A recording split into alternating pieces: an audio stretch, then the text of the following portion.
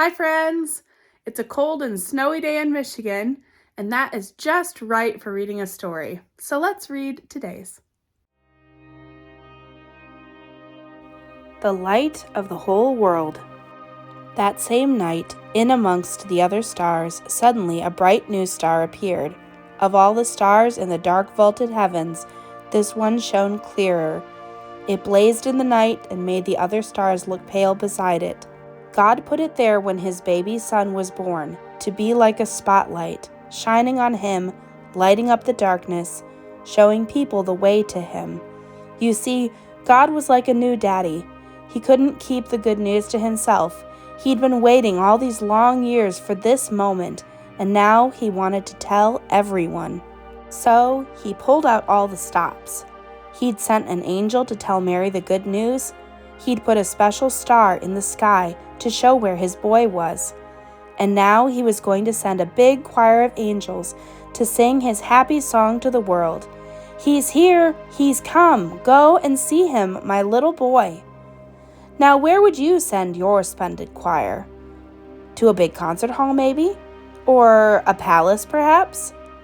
God sent his to a little hillside, outside a little town, in the middle of the night. He sent all those angels to sing for a raggedy old bunch of shepherds watching their sheep outside Bethlehem. In those days, remember, people used to laugh at shepherds and say they were smelly and call them other rude names, which I can't possibly mention here.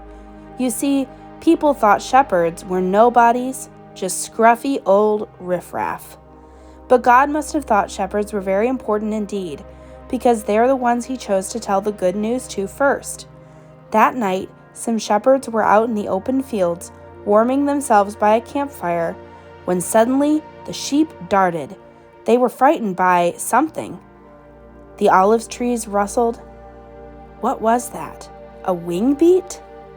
They turned around. Standing in front of them was a huge warrior of light, blazing in the darkness.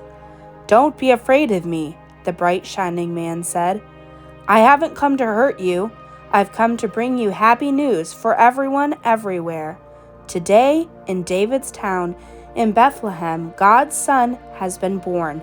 You can go and see him. He is sleeping in a manger." Behind the angel, they saw a strange, glowing cloud. Except it wasn't a cloud, it was angels. Troops and troops of angels armed with light. And they were singing a beautiful song. "Glory to God be fame and honor and all our hoorays." Then, as quickly as they had appeared, the angels left.